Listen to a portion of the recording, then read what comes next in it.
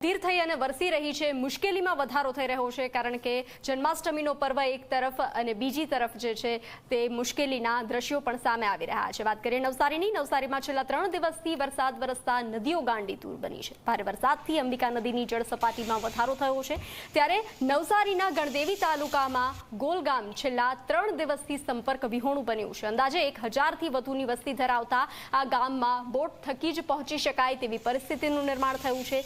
સરકાર દ્વારા થોડા વર્ષો અગાઉ અંદાજે 4 કરોડ રૂપિયાના ખર્ચે બ્રિજ બનાવવામાં આવ્યો હતો, પરંતુ ભૌગોલિક પરિસ્થિતિને કારણે અંબિકામાં પાણી વધતા ગામ બેટમાં ફેરવાઈ જાય છે। જો કે વર્ષોથી આવી જ સ્થિતિ ઉદ્ભવતી હોવાથી ઘણા લોકો સ્થળાંતર કરી રહ્યા છે અને ઘણા લોકો ગામમાં જ પોતાની વ્યવસ્થા કરીને રહે છે।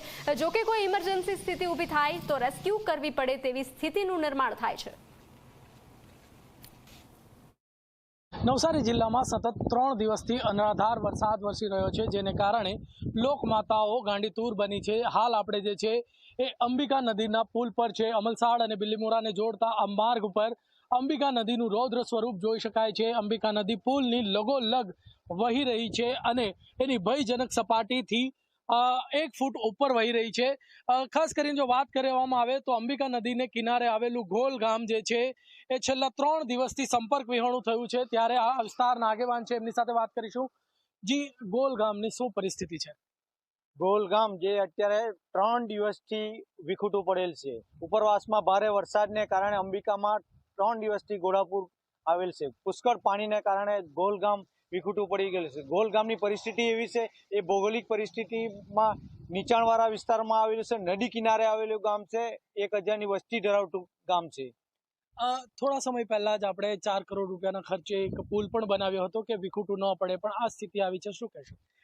પુલ બનાવવાથી ફાયદો પણ થયો, પણ ગોલ જે ભાઠા ગોલ અને વાઘરેજ ગોલ જે 2 ફળિયા છે, 1000 માણસોની વસ્તી ધરાવતા ગામ જ છે એમ કહી તો ચાલે, પણ એમ નદી કિનારે એકદમ નજીક આવેલું ગામ છે અને ભૌગોલિક રીતે પણ એકદમ નીચાણવાળા વિસ્તારમાં આવેલો ફળિયા છે। બંને ફળિયા ગામ સુધી અંદર પહોંચી શકાય છે પરિસ્થિતિના આધારે? હાલમાં અત્યારે ગામ સુધી પરિસ્થિતિ એવી કે ગામ સુધી પહોંચી શકાય એવી નથી।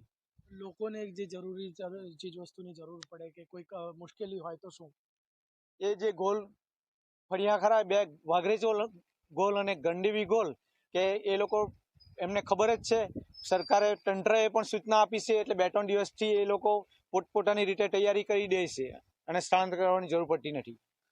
તો ગામ જે છે વર્ષોથી પરિસ્થિતિને આધીન ટેવાયેલું છે અને પોતાની જે વ્યવસ્થા છે કરી લે છે। ઘણા લોકો બહાર પણ નીકળી જાય છે, પરંતુ જે ભૌગોલિક પરિસ્થિતિને કારણે આ જે ગામ છે, 1000 લોકોની વસ્તી છે, એ 3 દિવસોથી વિખૂટું પડ્યું છે અને બેટમાં ફેરવાયું છે। ત્યારે હજુ પણ વરસાદ ચાલુ છે અને આ જ રીતે પરિસ્થિતિ રહે તો આ વિસ્તારની સ્થિતિ બગડી શકે છે। ધવલ પારેખ, ઝી મીડિયા, નવસારી।